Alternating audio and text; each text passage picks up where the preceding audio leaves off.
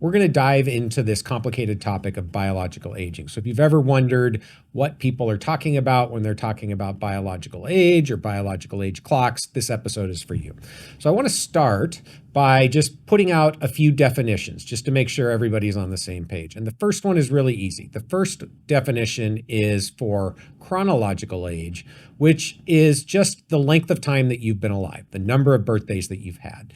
And I want to differentiate chronological age from biological age. Biological age, I'm going to define as how old your cells and tissues are based on their physiological function. And as we will talk about, chronological age and biological age don't have to equal each other. In fact, most of the time they won't. And then the final thing I want to define is what we mean by biological aging. And there are really many, many different ways that we can try to define biological aging. We do it at the molecular level. I'm going to use sort of a more higher level definition today, which is the loss of homeostasis over time as the result of both internal and external processes. And that word homeostasis really just refers to the ability of complex systems to return to normal function or a normal state after a perturbation. And I'm sure you can appreciate that our bodies, our cells, our tissues, our organs are constantly being exposed to stressors that kind of move them out of their optimal functional state or their normal functional state. And when we're young, our bodies are quite able to restore function when they've been perturbed. But as we get older, we lose that resilience, we lose that ability to restore homeostasis. And this is seen in every biological system where aging has been studied. So I think it's a pretty good universal definition of biological aging. So the first concept is that the variation in biological aging rate is really what determines the difference between chronological age and biological age. And we'll show some graphics to illustrate that in a minute. The second is that biological aging rate can vary both within species, and what I mean by that are individuals of the same species, but they can also vary quite dramatically when we look across species. And then finally, health and mortality risk are both related to, but neither are equivalent to biological age. And this connection between biological age, rate of biological aging, and health is why this is such an important topic to study. Okay, so the first one, variation in biological aging rate determines the difference between chronological age and biological age. And I'm going to start by getting a little bit mathematical, but I promise this will be pretty basic. So if we just think about a graph where we have chronological age, again, number of birthdays, length of time that you've been alive on the x-axis, and we plot that with biological age on the y-axis. And if you look across the entire population of people, or if we were doing this in mice, the entire population of mice, very, very large populations, on average, biological age is going to equal chronological age. Now, in this particular case, I've sort of arbitrarily said that when somebody reaches the biological age of 85, that's the point at which they die, right? So mortality would be 100% in this case at the biological age of 85. That's what the red X represents. Now, of course, that's not true in the real world. There's all sorts of probabilistic stuff that comes into play. But for this simple example, let's just assume that when somebody reaches a biological age of 85, their mortality risk reaches 100%, and it's zero at every biological age less than 85. And it's really biological age that's going to determine mortality risk. So if we now think about somebody who maybe has a biological aging rate that's 25% higher than that population average, so this is now an individual, and we plot their aging trajectory on the same graph, you can see that the slope of this line is steeper, right? They're aging biologically more rapidly than they're aging chronologically. And so at any point on this line, the red line, if you look at a biological age, let's say 50, biological age of 50 in this person, they're going to have a chronological age of only about 45. So this is somebody who's aging more rapidly. They're accelerated aging. Because they are showing this accelerated aging rate throughout their entire life, they're going to reach a biological age of 85 at a chronological age of less than 85. So they're going to die somewhere in their mid-70s. Now, we can also take the opposite case where somebody is aging about 25% more slowly than the population average. And in this case, the slope is less. And at every biological age, their chronological age is actually going to be greater than their biological age.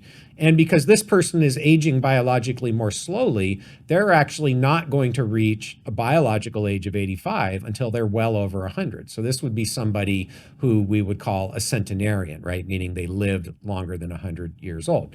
On today's episode, I'm going to talk briefly about biological age tests. I know there's a lot of confusion out there around what these tests are, whether they work, what they actually measure. And I definitely have developed a strong opinion based on a fair amount of information that I've collected. So I thought I'd share that with you. So for those of you who really just want the 30-second TikTok version, here it is. Direct-to-consumer biological age tests don't work. They are statistically meaningless. In my view, they provide no actionable or useful information to consumers or to medical providers. I sort of feel like the industry is a mess. There's no internal standards or quality controls. And again, in my opinion, these tests are net harmful to consumers and to the reputation of the field. So my recommendation is don't waste your money on direct-to-consumer biological age tests, and instead use it for something useful, like healthy food or a gym membership, or even better, spend it on something that brings you joy. But I also think it's important to say that even in the research setting, in the academic world, we still don't have a direct mechanistic link between the changes that these clocks are using in the algorithms and biological aging or any specific age-related disease. And so what I mean by that is if you think about the epigenetic clocks, they use a subset, dozens, maybe a couple of hundred specific epigenetic changes in the genome out of millions that are correlated with chronological age or age-related disease or risk of dying. So they're using a small number of specific methylation changes. None of those have been mechanistically shown to be connected to the outcome of interest, whether that's chronological age or age-related disease or risk of dying. And again, just to get a little bit more granular, we know that epigenetics regulate gene expression. They turn up or turn down genes. So when I say there's no mechanistic connection, what I mean is specific epigenetic changes have not been shown to regulate the expression of any specific gene that is mechanistically connected to the feature of interest: chronological age, age-related disease, risk of dying. So these things are really a correlation to the thing we're really interested in, which is health or mortality. And that's in the academic research setting. So nonetheless, many companies have rushed to start selling these things to consumers, and they have no idea how they're working or if they're even mechanistically connected to anything relevant. So here's what I think you need to know. And there's really four things that I have sort of focused on. One, no consumer-facing biological age test has been validated or approved by a regulatory body, not FDA, not any sort of independent group that can say with any level of confidence that this test is measuring anything relevant. No approvals, no validation by any independent regulatory body. Number two, related, there is currently no industry oversight or transparency on quality control. We really have no idea how these companies are doing what they're doing or how they're getting the data that they give back to you. Number three, the variation in the results makes them statistically meaningless. And I think, again, the episode on this podcast channel is a good example of this, where I did 8 tests all on the same day, from same biological samples. At the time, I was 53 and a half years old chronologically. And the results I got back were 43, 45, 48, 56, 57, 57, 60, 61, 61. So all over the map.